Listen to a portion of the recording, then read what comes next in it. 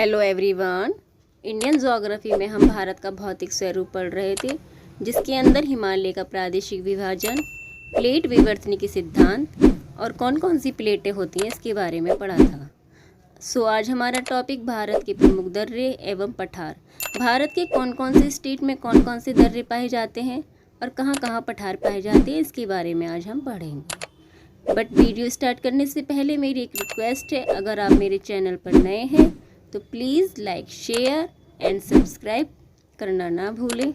साथ में bell icon press करें ताकि आपको नेक्स्ट वीडियो के लिए नोटिफिकेशन मिलता रहे। Thank you. पठार क्या है? धरातल का ऐसा विशिष्ट स्थल जो अपने आसपास के स्थान से पर्याप्त ऊंचा हो, साथ ही साथ जिसका ऊपरी भाग चौड़ा और सपाट हो, उसे पठार कहते हैं। पठार किसे कहते हैं? धरातल का ऐसा विशिष्ट स्थल जो अपने आसपास के स्थान से पर्याप्त ऊंचा हो, साथ ही साथ उसका ऊपरी भाग चौड़ा और सपाट हो, पठार कहलाता है। ठीक, उसका ऊपरी भाग कैसा? चौड़ा और सपाट, और अपने आसपास के स्थान से पर्याप्त ऊंचा होता है। पठार को लैंड टेबल के नाम से भी जाना जाता है। किसके नाम से जाना जाता है? पठार को लैंड टेबल के नाम से भी जाना जाता है। प्रायद्वीपीय भारत को पठारों का पठार कहते हैं। प्रायद्वीपीय भारत जो तीनों ओर से पानी से घिरा हुआ है, उस भारत को, प्रायद्वीपीय भारत को पठारों का पठार भी कहते हैं। क्लियर? भारत के पठार। भारत में कौन कौन से पठार पाए जाते हैं? भारत में कौन कौन से पठार पाए जाते हैं? मेवाड़ का पठार, मालवा का पठार, छोटा नागपुर का पठार, दक्कन का पठार जो मोस्ट इम्पोर्टेंट है, दंड कारण्य का पठार, कर्नाटक का पठार, मेघालय का पठार एंड बुंदेलखंड का पठार। ठीक, नेक्स्ट बघेलखंड का पठार, महाराष्ट्र का पठार जिसे हम दक्कन ट्रेप के नाम से भी जानते हैं। ये हमारे 10 पठार हैं जो भारत के प्रमुख स्थानों पर पाए जाते हैं। मेवाड़ का पठार, मालवा का पठार, छोटा नागपुर का पठार, दक्कन का पठार, दंडकारण्य का पठार, कर्नाटक का पठार, मेघालय का पठार, बुंदेलखंड का पठार, बघेलखंड का पठार एंड महाराष्ट्र का पठार जिसे दक्कन ट्रेप के नाम से भी जाना जाता है। क्लियर? भारत के पठार। भारत के पठार मैप के थ्रू देखेंगे। देखना, बुंदेलखंड का पठार, मालवा का पठार, छोटा नागपुर का पठार, बुंदेलखंड का पठार, मालवा का पठार, छोटा नागपुर का पठार, राइट साइड में आएंगे शिलोंग का पठार, दक्कन का पठार, बघेलखंड का पठार, दंडकारण्य का पठार एंड तेलंगाना का पठार।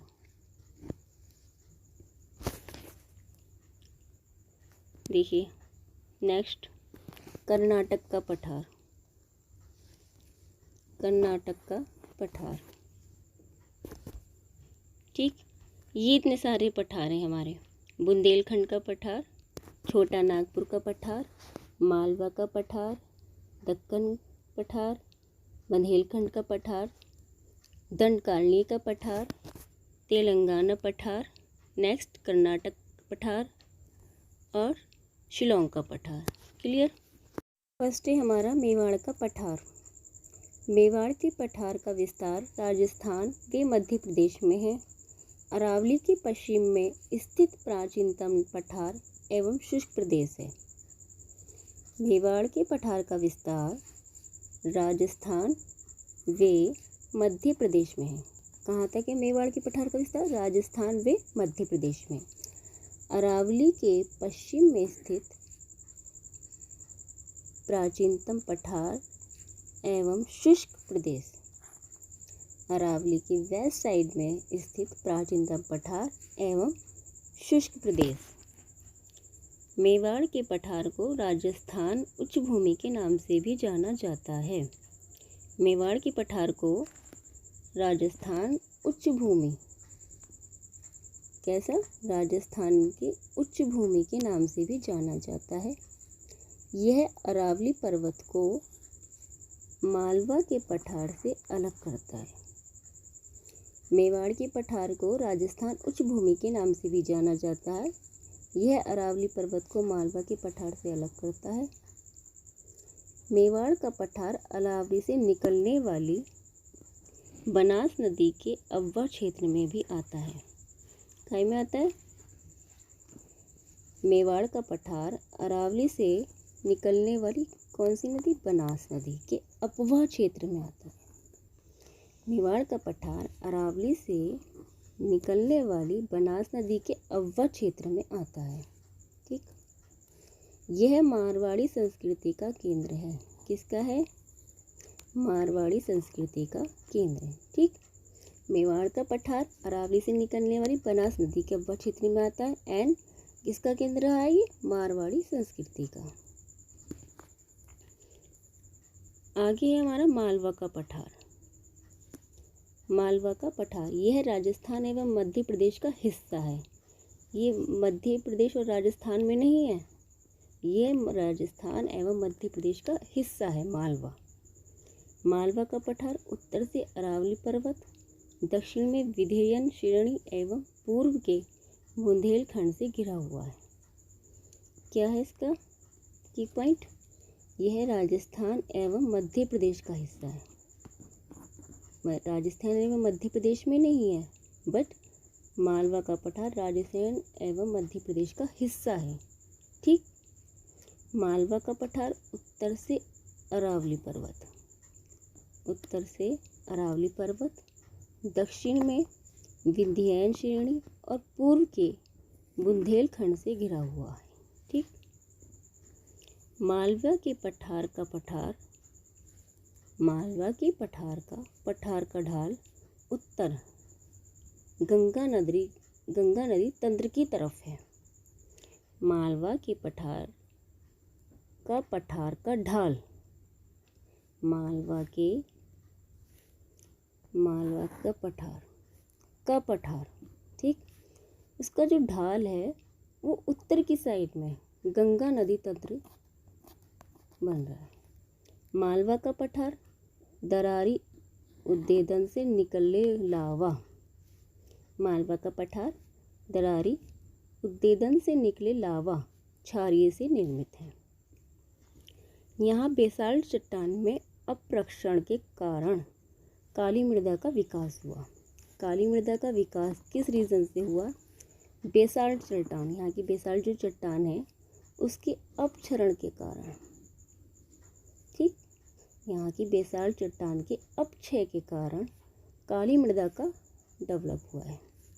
इसलिए मालवा पठारी क्षेत्र कपास की कृषि के लिए इम्पोर्टेंट है, यूजफुल है। ठीक, यहाँ बेसाल्ट चट्टान के अपक्षरण से काली मृदा का डेवलप हुआ, इसलिए मालवा पठारी क्षेत्र कपास की कृषि के लिए यूजफुल है।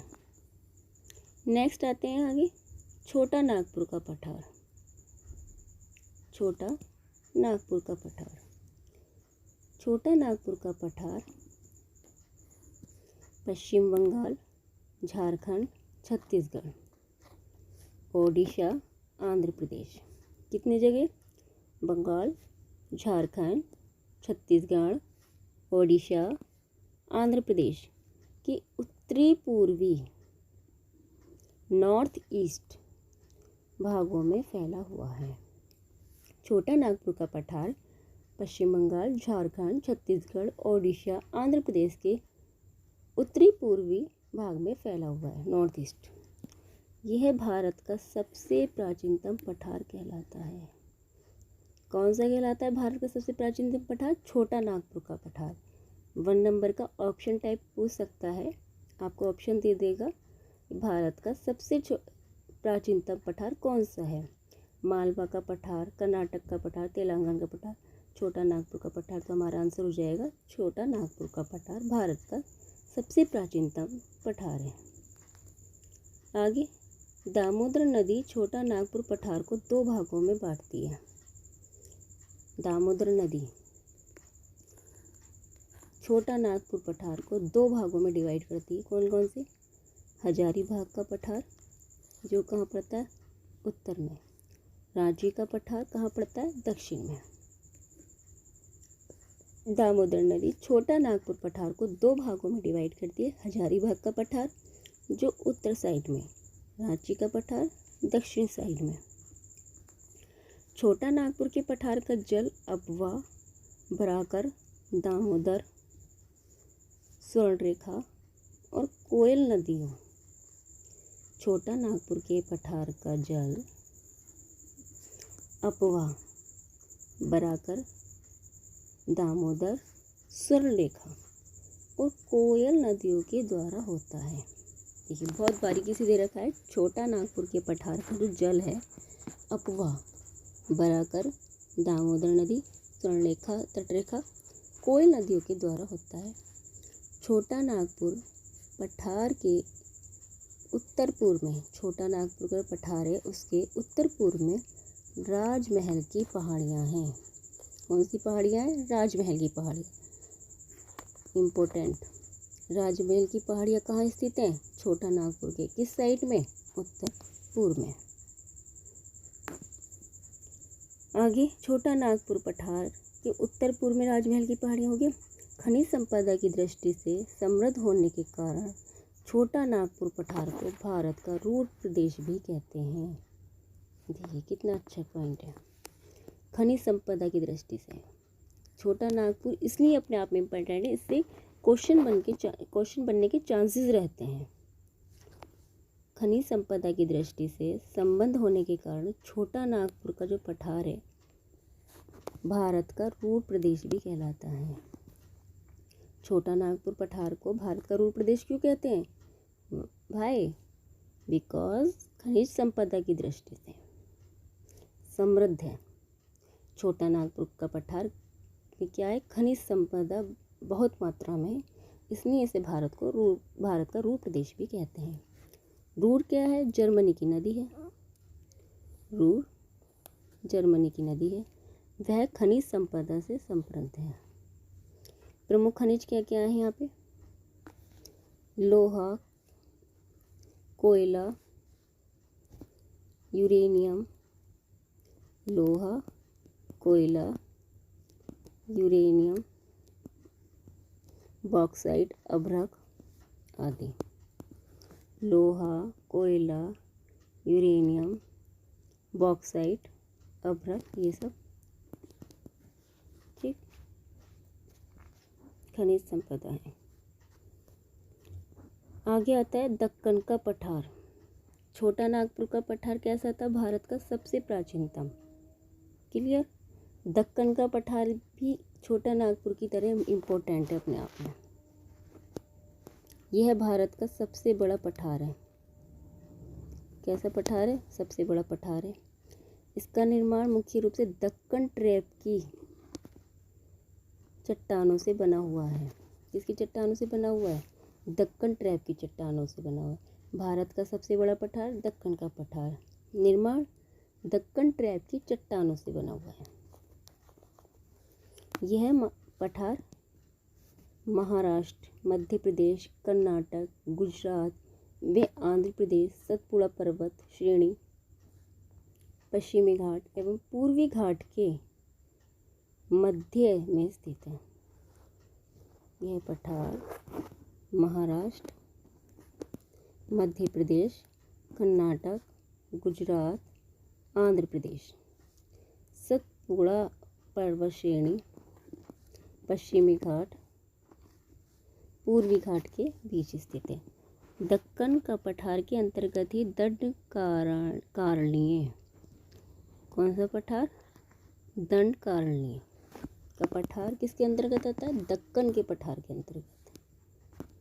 गोदावरी नदी इसे दो भागों में बांटती है। कौन सी नदी? गोदावरी नदी। गोदावरी नदी इसे दो भागों में बांटती है, तेलंगाना व कर्नाटक का पठार। गोदावरी नदी इसे दो भागों में बांटती है। इसकी उत्तरी सीमा ताप्ती नदी से बनती है। गोदावरी नदी इसे दो भागों में बांटती है और इसकी उत्तरी सीमा ताप्ती नदी बनाती है। कौन सी नदी इसे दो भागों में बांट रही है? गोदावरी नदी। ठीक, क्लियर। तेलंगाना व कर्नाटक का पठार, इसकी उत्तरी सीमा ताप्ती नदी बना रही है। नेक्स्ट, दंडकारण्य का पठार। दंडकारण्य का पठार दक्कन के पठार के अंतर्गत आता है। यह छत्तीसगढ़, ओडिशा, तेलंगाना, आंध्र प्रदेश राज्यों तक फैला हुआ है। दंडकारण्य का पठार छत्तीसगढ़, ओडिशा, तेलंगाना, आंध्र प्रदेश राज्य तक फैला हुआ है। यह आर्कियन चट्टानों से बना हुआ। कौन सी चट्टानों से? आर्कियन। दंडकारण्य का पठार आर्कियन चट्टानों से बना हुआ है और कैसा है? अत्यधिक ऊबड़ खाबड़ है। उपजाऊ क्षेत्र नहीं, अर्थात अनुपजाऊ क्षेत्र है। भारत में तीन धातु दंडकारण्य के पठार के बस्तर क्षेत्र से निकाली जाती हैं। भारत में जो तीन धातु हैं दंडकारण्य के पठार के ही बस्तर क्षेत्र से निकलती है। यहाँ पर स्थित बेलाडीला खान आयरन अर्थ के लिए फेमस है। कितना इम्पोर्टेंट क्वेश्चन है। बेलाडीला खान, पहली बार नाम सुना हुआ लग रहा है। बेलाडीला खान किसके लिए प्रसिद्ध है? आयरन एस के लिए। कहाँ पर स्थित है? दंडकारण्य के पठार में। गोदावरी की सहायक नदी इंद्रावती दंडकारण्य के पठार से निकलती है। कालाहांडी का पठार, बस्तर का पठार, मलकानगिरी पहाड़ी दंडकारण्य के पठार के क्षेत्र में ही स्थित हैं। कितनी चीज़ें हैं? कालाहांडी का पठार। पहले ऊपर देखते हैं। गोदावरी की सहायक नदी, गोदावरी की सहायक नदी इंद्रावती के। गोदावरी की सहायक नदी कौन सी हो गई? इंद्रावती। कहाँ पे? दंडकारण्य के पठार में से ही निकलती है। फिर दंडकारण्य का पठार, कालाहांडी का पठार, बस्तर का पठार, मलकानगिरी पहाड़ी दंडकारण्य के पठार के क्षेत्र में ही आती हैं। अर्थात इसके अंतर्गत कौन कौन सी आ रही हैं? कालाहांडी का पठार, बस्तर का पठार, मलकानगिरी पहाड़ी किसके अंतर्गत आ रही है? दंडकारण्य के पठार के क्षेत्र के अंतर्गत। गोदावरी की कौन सी नदी है सहायक नदी? इंद्रावती। एक नया पॉइंट पता चला। गोदावरी की सहायक नदी इंद्रावती किसके, कहाँ से निकल रही है? दंडकारण्य के पठार से। ठीक, आगे है कर्नाटक का पठार। कर्नाटक के पठार का विस्तार दक्षिण पश्चिमी कर्नाटक से लेकर राज्य के कोझिकोड और कन्नूर जिलों में फैले हुए हैं। ठीक, कर्नाटक के पठार का विस्तार दक्षिणी पश्चिम कर्नाटक से लेकर केरल राज्य के कोझिकोड और कन्नूर जिलों में फैले हुए हैं।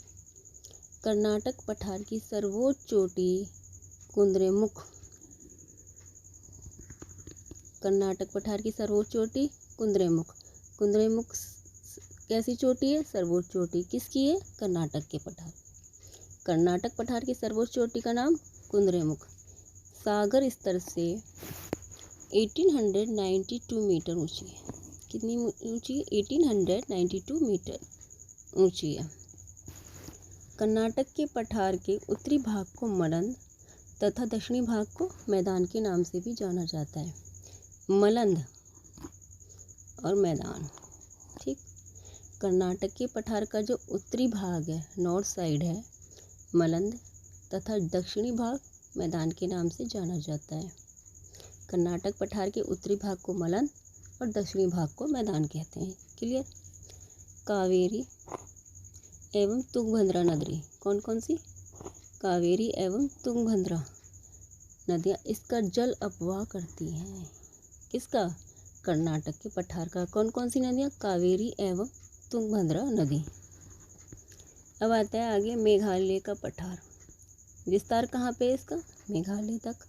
मेघालय के पठारों में गारो, खासी एवं जैंतिया की पहाड़ियाँ सम्मिलित हैं। यह एक जनजाति भी होती है। वहाँ के लोग रहने वाले इस पहाड़ी की वजह से ही उनकी जाति बन गई है, क्योंकि वो इस पहाड़ी पर रहते हैं। ये पहाड़ी कहाँ पर है, कहाँ इंक्लूड हो रही है? मेघालय के पठार। ठीक, मेघालय के पठार में कौन कौन सी पहाड़ी आ रही है? गारो, खासी, जैंतिया की पहाड़ियाँ सम्मिलित हैं। ये गारो जाति, खासी जाति, ये जो जनजातियाँ हैं कि लोग कहाँ रहते हैं, कहाँ पाए जाते हैं, तो ये मेघालय के पठार में जो वहाँ पे पहाड़ियाँ हैं वहाँ पर रहते हैं। तो इसी वजह से उनकी जाति का नाम ये पड़ गया, गारो जाति, खासी जाति के लोग। ब्रह्मपुत्र की सहायक नदियाँ धनश्री एवं जमुना। ठीक, किसकी सहायक नदियाँ आई? ब्रह्मपुत्र की सहायक नदियाँ धनश्री और जमुना। हमें पॉइंट पता चल रहा है। एक, ब्रह्मपुत्र की सहायक नदियों के नाम बताओ। धनश्री एवं जमुना किसकी सहायक नदियाँ हैं? ब्रह्मपुत्र की। इन पहाड़ियों को क्या करती हैं? जल प्रवाहित करती हैं। कौन कौन सी? ब्रह्मपुत्र की सहायक नदियाँ धनश्री और जमुना इन पहाड़ियों को जल प्रवाहित करती हैं। गारो, खासी, जैंतिया की जो पहाड़ियाँ हैं मेघालय के पठार में, और ब्रह्मपुत्र की जो सहायक नदियाँ हैं धनश्री एवं जमुना, इन पहाड़ियों को क्या कर रही हैं? जल प्रवाहित कर रही हैं। ठीक, क्लियर? मेघालय के पठार की सबसे अधिक ऊंचाई कहाँ पे है? शिलांग शिखर में। मेघालय के पठार की सबसे अधिक ऊंचाई शिलांग शिखर में। मेघालय के पठार की सबसे अधिक ऊंचाई शिलांग शिखर में है। शिलांग पठार की सबसे ऊंची चोटी नोकरेक गारो पहाड़ी के अंतर्गत आती है। शिलांग पठार की सबसे ऊंची चोटी नोकरेक गारो पहाड़ी में इंक्लूड है। औसत से अधिक वर्षा होने के कारण, नोट द पॉइंट, कैसे?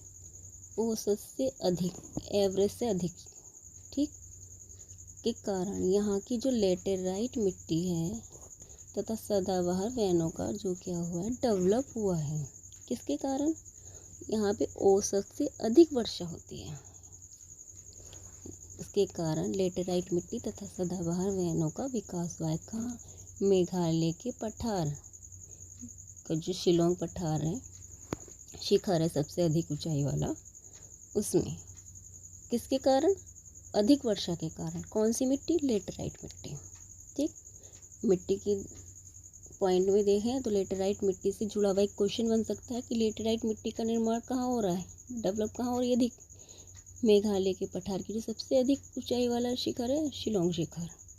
ठीक, औसत से अधिक वर्षा होने के कारण, और वहाँ पे सदाबहार वनों का विकास हो रहा है क्योंकि वर्षा अधिक हो रही है। मेघालय का पठार राजमहल गारो गैप के द्वारा छोटा नागपुर के पठार से अलग होता है। मेघालय का पठार राजमहल गारो गैप के द्वारा छोटा नागपुर के पठार से अलग होता है। राजमहल नहीं, सॉरी, राजमहल है। ठीक, राजमहल गारो गैप को पश्चिमी बंगाल में मालदा गैप के नाम से भी जाना जाता है। राजमहल गारो गैप को वेस्ट बंगाल में मालदा गैप के नाम से भी जाना जाता है। क्लियर? यह भारत का सबसे गीला पठार है। कैसा पठार है? सबसे गीला। कौन सा? मेघालय का पठार। प्राचीनतम पठार, सबसे बड़ा पठार, गीला पठार, इस टाइप से भी क्वेश्चन बन सकते हैं कि भारत का सबसे प्राचीनतम पठार कौन सा है, भारत का सबसे बड़ा पठार कौन सा है, भारत का सबसे गीला पठार कौन सा है। तो भारत का सबसे गीला पठार हमारा मेघालय का पठार। क्लियर? बुंदेलखंड का पठार। यह पठार प्राचीनतम बुंदेलखंड ग्रेनाइट तथा नीज पत्थर से बना हुआ है। देखिए क्लियर हो रहा है, ग्रेनाइट की चट्टान। ठीक, बुंदेलखंड का पठार प्राचीनतम बुंदेलखंड जो है इसका पठार ग्रेनाइट तथा नीस पत्थर से निर्मित है। यह पठार ग्वालियर पठार विंध्याचल श्रेणी के बीच में फैला हुआ है। यह पठार ग्वालियर पठार विंध्याचल श्रेणी के बीच में फैला हुआ है, मध्य प्रदेश एवं उत्तर प्रदेश। ठीक, ग्वालियर पठार भी विंध्याचल श्रेणी के बीच में फैला हुआ है।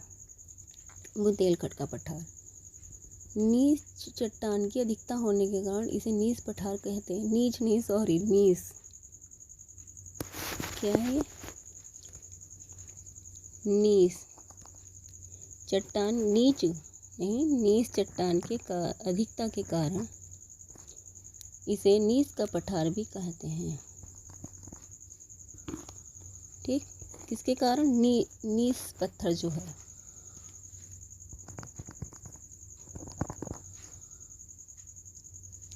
यह पठार विंध्याचल श्रेणी के कैमूर और भांडेर पहाड़ियों के पूर्व में स्थित है। कहाँ पर स्थित है?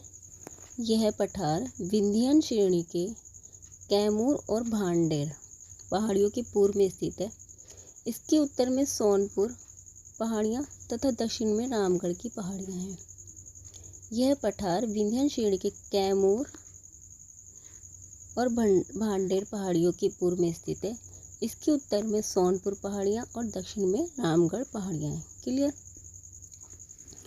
अब आता है बघेलखंड का पठार। वो था बुंदेलखंड का, यह है बघेलखंड का पठार। यह है छत्तीसगढ़ के मेकल की पहाड़ियाँ। कैसी पहाड़ियाँ? छत्तीसगढ़ के मेकल की पहाड़ियों के पूर्व में स्थित है। यह सोन एवं महानदी के बीच जल विभाजक का कार्य करता है। कौन सा पठार? बघेलखंड का पठार। ठीक, कौन कौन सी नदियों के बीच? सोन एवं महानदी के बीच। कहाँ पर स्थित है? छत्तीसगढ़ के मेकाल की पहाड़ियों के पूर्व में।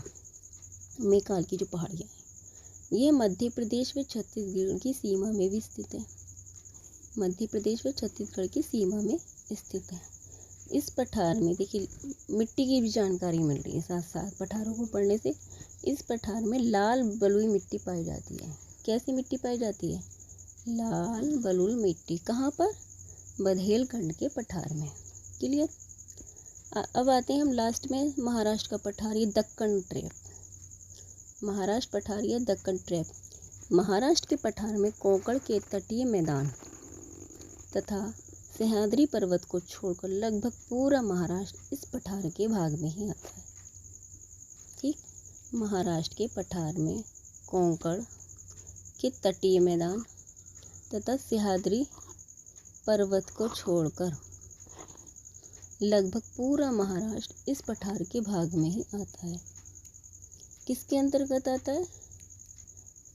किस पर्वत को छोड़कर? कौन कौन से? सह्याद्री पर्वत। ठीक, कौन सा तटीय मैदान? कोंकण।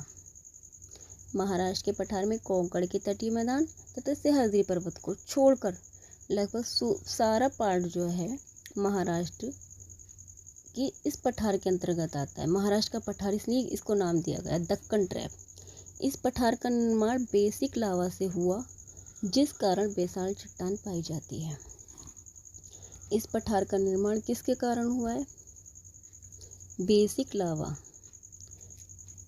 बेसिक चट्टान पाई जाती है। ठीक, जिस कारण यहाँ बेसाल्ट चट्टानें पाई जाती हैं। ठीक, महाराष्ट्र के पठार पर लगभग 13 करोड़ वर्ष पूर्व क्रीटेशियस युग के लावे की माटी परतें पाई जाती हैं। मोटी परतें।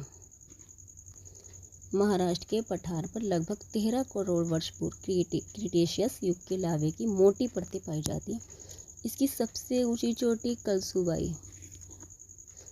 सबसे ऊंची चोटी का नाम कलसुबाई। कौन से पठार की? महाराष्ट्र के पठार की, दक्कन ट्रैप। ठीक, इसकी सबसे ऊंची चोटी का नाम कलसुबाई। आपसे ऑप्शन टाइप में भी पूछ सकता है, सबसे ऊंची चोटी कलसुबाई कौन से पठार के अंतर्गत आती है? महाराष्ट्र के पठार में। नागपुर के पास इसे विदर्भ का पठार भी कहते हैं। किसके पास? नागपुर के पठार के पास इसे विदर्भ का पठार भी कहते हैं। नोट पॉइंट महाराष्ट्र के पठार में लावा की कई परतें बिछी गईं, इसी कारण इसे ट्रैप का नाम दिया गया है। महाराष्ट्र का पठार काफ़ी जगह तक फैला हुआ है। इसके पठार में लावा की कई परतें बिछी हैं, जिस कारण इसे ट्रैप का नाम दे दिया गया, अर्थात जाल टाइप में। महाराष्ट्र के पठार में लावा की कई परतें बिछ गई, एक के बाद एक के बाद, जहाँ तहाँ हर साइड में, तो वो एक जाल का रूप धारण कर लिया है, जिसे हम एक ट्रैप का नाम देते हैं। ठीक, तो इसे महाराष्ट्र के पठार को दक्कन ट्रैप भी कह सकते हैं। Clear point.